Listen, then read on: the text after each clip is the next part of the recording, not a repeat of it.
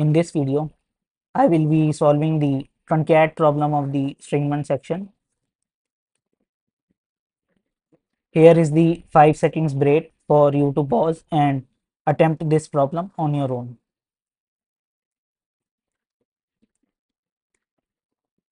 Alright, let's read the problem statement. Given two strings, append them together, known as concatenation, and return the result. However, if the concatenation creates a double char, then omit one of the chars. So ABC and cat yields ABCAT. So in the truncat method, we will be given two strings A and B, and we are supposed to return the concatenation result of the given strings. However, there might be a possibility that overlapping happens. How do we define overlapping? Overlapping is defined when the last character of A coincides with the first character of B. If such is the case, in this case, we need to omit one of the common char and then return the result. So ABCCAT will return result in ABCAT. Now let's try to understand what are the four possible scenarios or four possible test cases that we can get for the input. We are having these cases: either A and B both can be non-empty, or A can be non-empty but B can be empty. A can be empty and B can be non-empty, and finally both of them can be empty. So now just pause for a moment and think, out of these four possible cases or scenarios, in which of the scenario overlapping can happen? So the obvious answer is the first one, in which both A and B are non-empty strings. Why so? Because by definition only, the overlapping is defined as the last character of A string to be coinciding with the first character of B string.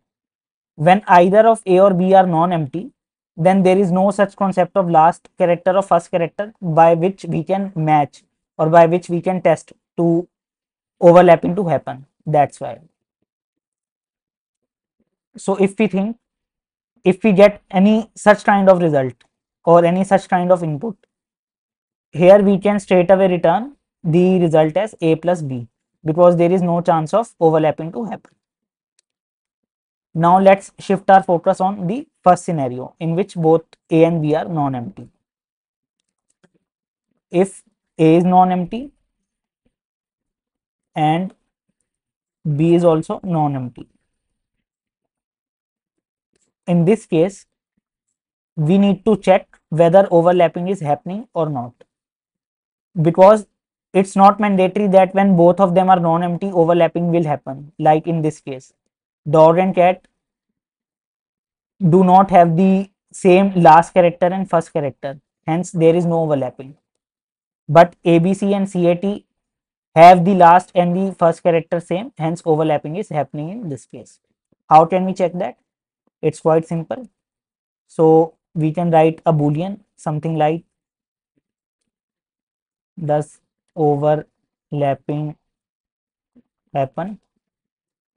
And how can we determine it?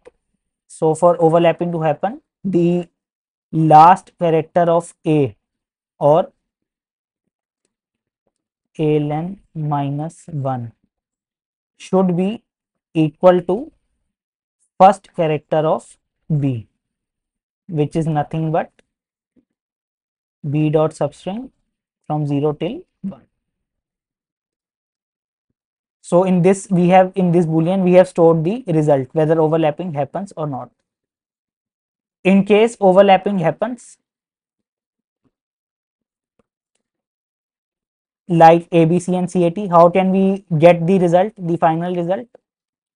So for that, what we can do is, we can keep the string A as it is but for the B we can start the substring from the first character and basically omit the first character. In this way we will be getting the result in which only single character will be there, which is common one in both of the strings. So if overlapping happens, then we can write return a plus b dot substring from 1, else we need to return simply a plus b. Yes. And at last, if this is not the case, or if both a and b or either of them is a non-empty string, in that case we have already discussed, we can simply write away return a plus b. So now let's code based on this logic. Let me copy this and start writing the code. So first of all, we define two variables to capture the length of the respective strings, b dot length. Now we check for the overlapping case,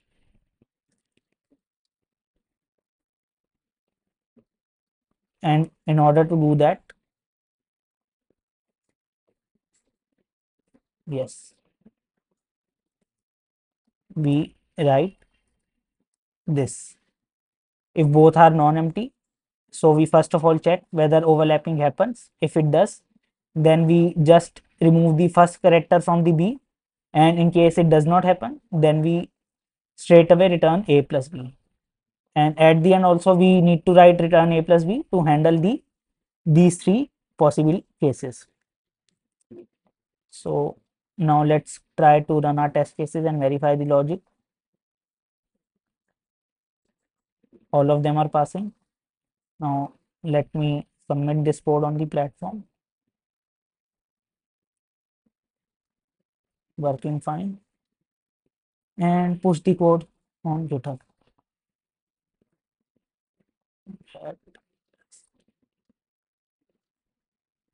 And verify the code has been uploaded.